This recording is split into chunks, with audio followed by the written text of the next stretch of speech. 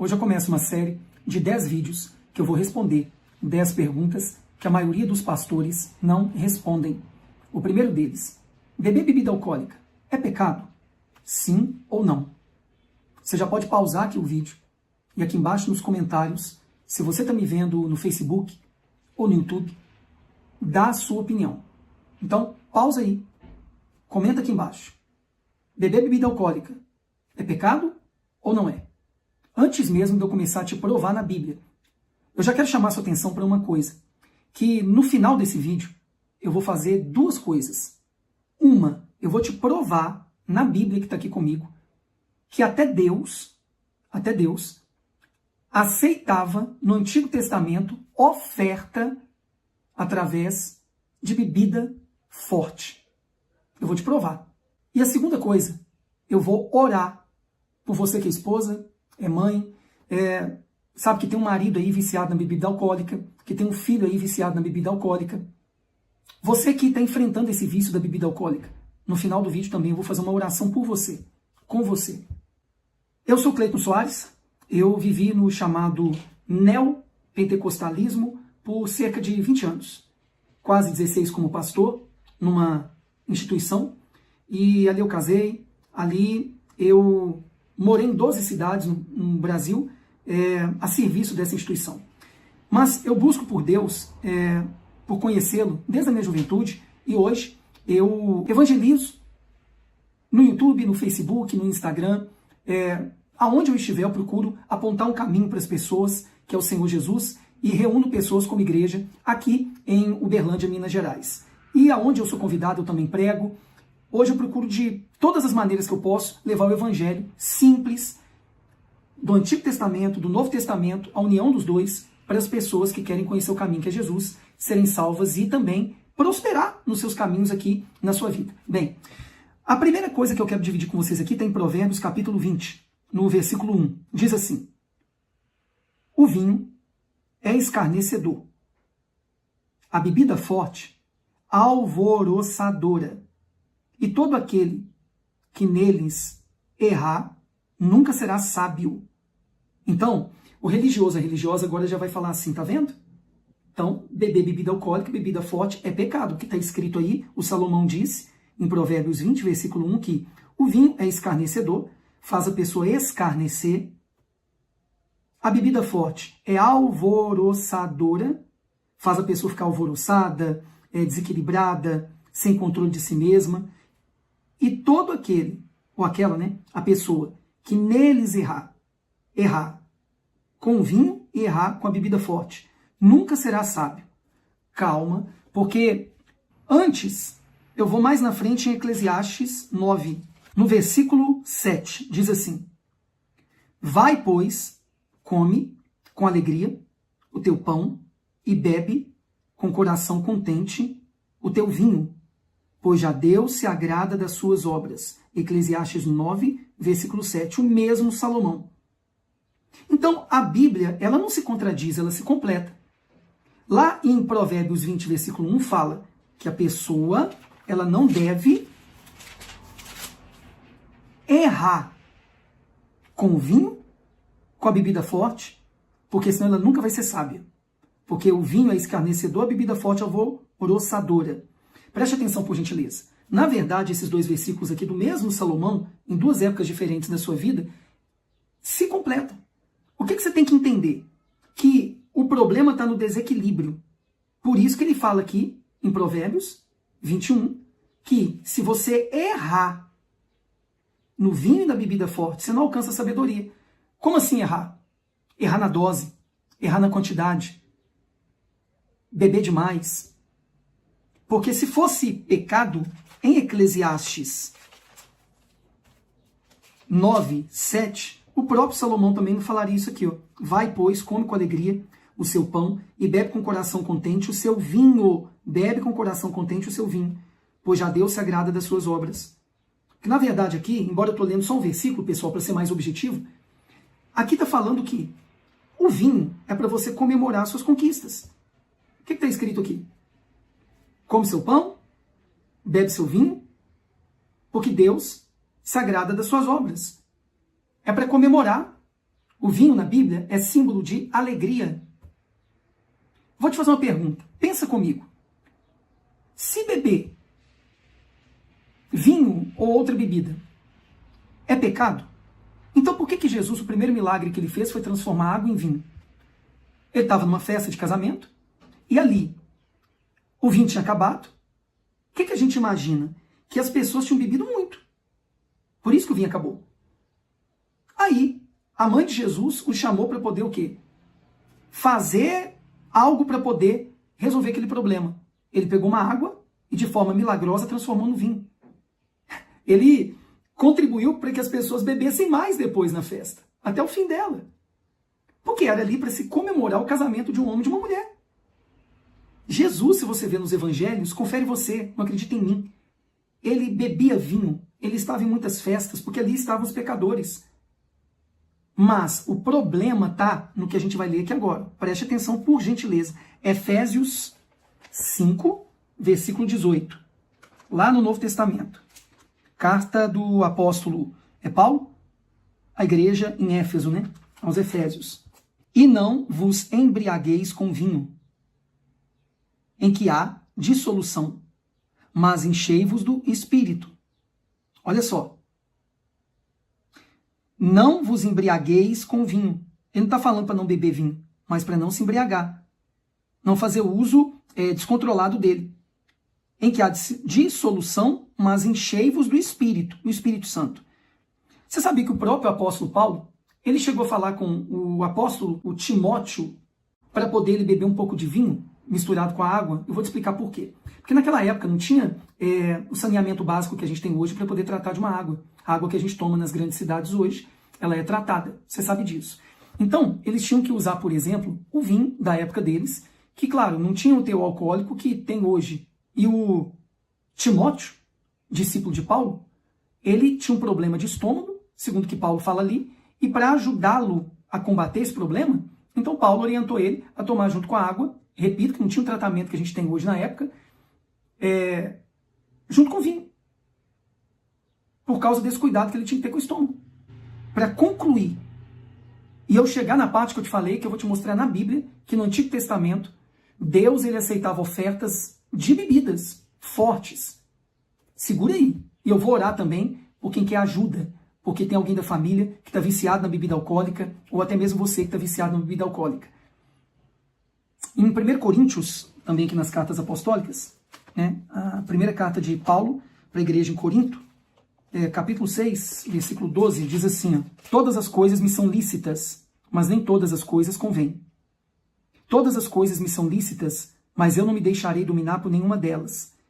Por exemplo, se você que é homem ou mulher, um copo de vinho, de cerveja ou de bebida alcoólica, seja ela qual for, te domina. Quando eu digo um copo, pessoal, é uma maneira de falar, né? Se você não consegue beber, como o pessoal fala de forma social, vez ou outra, em comemorações, se isso te domina, quando você começa a beber, você não tem controle e perde o controle de si mesmo, então melhor que você não beba.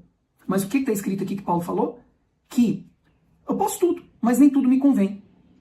Você pode beber bebida alcoólica, mas te convém? Eu vou te falar uma história aqui de um jovem que ele tinha, se eu não me engano, 15 anos de idade. Ele era cobrador de ônibus e ele brigou com uma namorada. E ele começou a passar de bar em bar naquela época e beber ali cachaça. Todo bar que ele passava, ele comprava ali uma dose de cachaça e ia bebendo. Ele nunca tinha bebido antes. Mas ali por imaturidade, por revolta, ele então encheu a cara e ficou bêbado.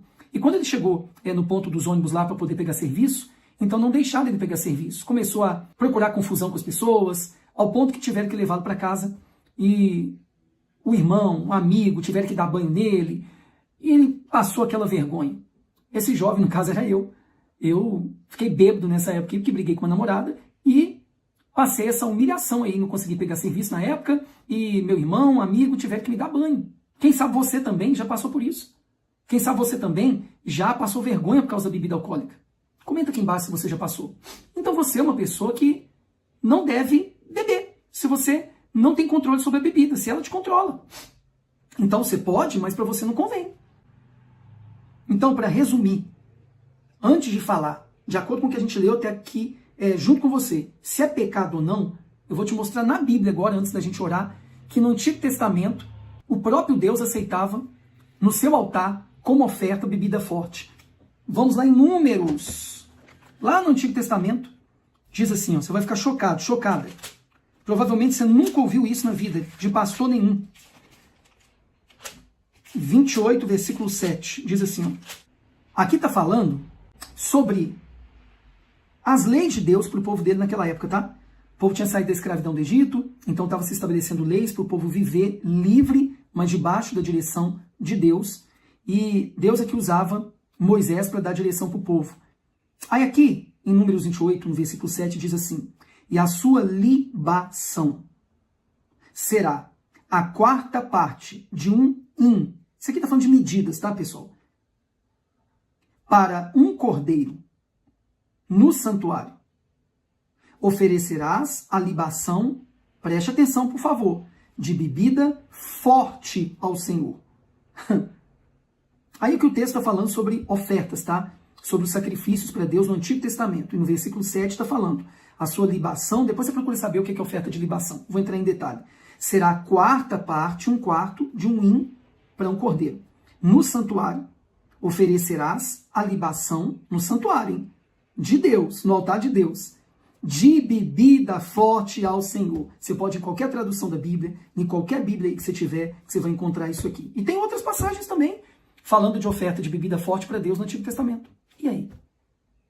Porque, na verdade, a bebida sempre foi usada em várias épocas para poder as pessoas comemorarem suas conquistas, para ter alegria. Então, no Antigo Testamento, Deus, inclusive, é que aceitava nesse período como oferta para ele. Algo que tinha valor para os homens, para se comemorar conquistas dos homens, se oferecer como oferta para ele. Como hoje, por exemplo, nos dias de hoje, a gente doa, oferta e dizima através daquilo que é importante para nós, que é o dinheiro. Você entende? Então, resumindo, para a gente orar, eu te dar um último recado nesse vídeo. Lembrando que esse é o primeiro de uma série de 10, que eu vou responder 10 perguntas que a maioria dos pastores não querem te responder. Para você ser livre de religiosidade, para você ser uma pessoa que realmente segue Jesus com liberdade e com responsabilidade, porque você tem que ter responsabilidade para usar a sua liberdade. Porque Jesus sacrificou por nós para a gente ser livre. Livre de tudo, inclusive da religiosidade. Ser espiritual é diferente de ser religioso. E a maioria dos pastores não quer responder isso aqui. Se beber bebida alcoólica é pecado ou não. Nem falam nos púlpitos, não é. Você ouviu aqui textos do Antigo Testamento, do Novo Testamento, eu falando aqui sobre o equilíbrio. Mas repito, e vou orar inclusive agora, para quem não tem controle sobre si mesmo ou si mesma quando bebe bebida alcoólica. Se você não consegue se controlar, não beba. Então é melhor que você não beba, para comemorar nada, nem socialmente. Mas se você sempre teve controle, não há pecado. Agora, é claro, aquilo que faz outras pessoas tropeçarem, evita. Se você convive com pessoas que, se estiver bebendo uma long neck que seja, uma cerveja de garrafa que seja, se estiver tomando uma latinha de cerveja que seja, uma taça de vinho, escandalizar aquela pessoa que sabe que você é um cristão, uma cristã, então não bebe. Em público. Eu não bebo em público porque eu decidi ser um evangelista, um pastor. Então, eu evito. Eu procuro ter um comportamento que, quando as pessoas souberem que eu sou um evangelista, um pastor, não vai escandalizar o evangelho. Então, eu quero orar agora por você que é uma mãe de um viciado em bebida alcoólica. Por você que é uma esposa de um viciado em bebida alcoólica. Ou por você que é uma viciada, um viciado e quer se libertar. Participa dessa oração com sinceridade. E quando terminar esse vídeo, você vai seguir as orientações que eu vou te dar aqui para poder você, então, ser verdadeiramente livre. E vencer esse vício. Fecha os olhos. Pai, no nome de Jesus, eu oro agora por essa pessoa que está com um familiar viciado na bebida alcoólica, que está se destruindo e também trazendo sofrimento para a família. Eu oro agora com essa esposa, que o marido é trabalhador, é honesto, mas todo final de semana se embriaga, perde o controle sobre ele mesmo, chega a agredi-la, a agredir os filhos, e tem dado prejuízo para a família, porque o salário que recebe gasta grande parte dele com o vício da bebida alcoólica e está assim destruindo a sua família. Eu oro agora junto com essa mãe que está passando esse problema com um filho, com uma filha. Eu te peço agora que o Senhor dê forças do seu poder para essa mãe, esposa, lutar, como eu vou orientar aqui, no final, pelo seu marido, pelo seu filho ou filha. Eu também oro agora junto com essa pessoa que ela ou ele é a pessoa viciada, que está sofrendo, está gemendo, mas quer ajuda. Espírito Santo, em nome do Senhor Jesus, dá forças do seu poder para esse homem, para essa mulher ser livre. Eu estendo agora as minhas mãos e eu declaro, em nome de Jesus Cristo, seja livre desse espírito por detrás desse vício, que se alimenta desse vício e tem destruído a sua vida. Pelo poder que há na palavra, no nome de Jesus, eu dou ordem aonde você estiver me vendo. Em o nome de Jesus, seja livre desse mal por detrás desse vício. Se você crer, diga amém.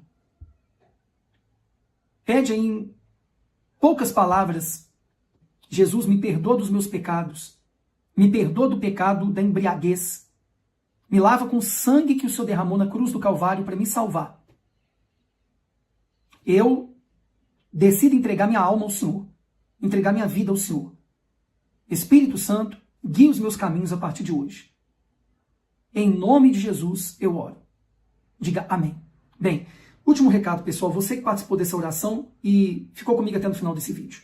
Primeira coisa, procura aonde você mora, um local que você vai confiar ali em quem está pregando a palavra de Deus ali na frente. Como achar esse lugar? Eu não sei. Você tem que orar a Deus e pedir a Deus para te mostrar. Se você quer me ajuda, eu estou aqui em Uberlândia, Minas Gerais. Você mora aqui em Uberlândia, aqui no bairro Morumbi.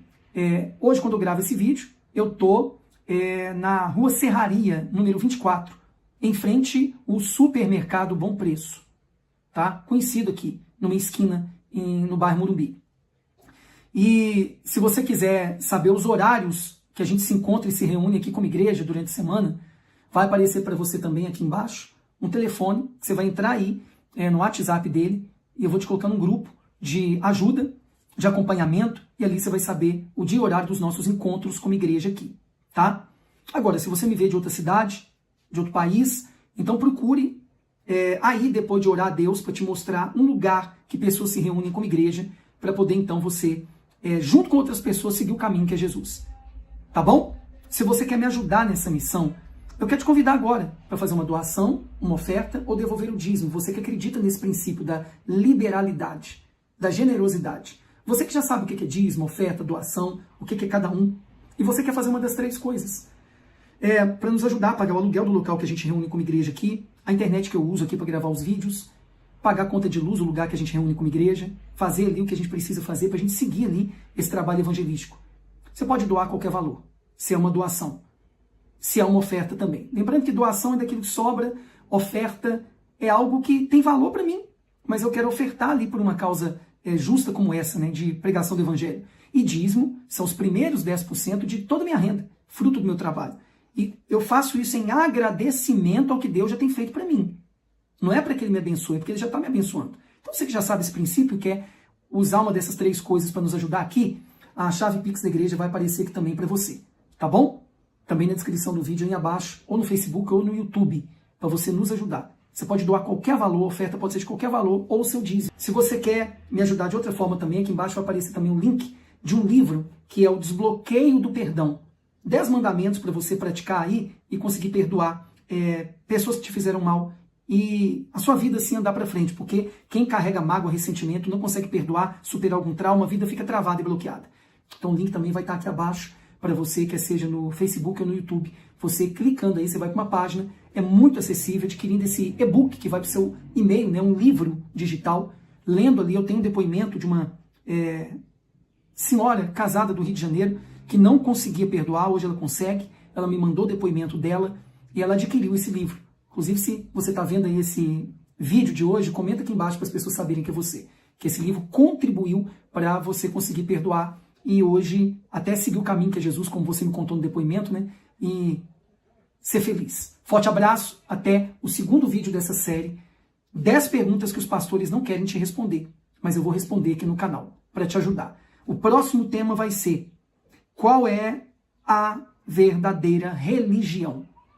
Para você receber esse vídeo em primeira mão, se você não é inscrito ou inscrita ainda no meu canal, Se inscreva no botão inscrever-se aqui embaixo, é de graça, é só clicar no botão vermelho inscrever-se e depois clicar no sininho, porque o YouTube aqui vai te avisar desse próximo vídeo. Serão 10. Então até a próxima.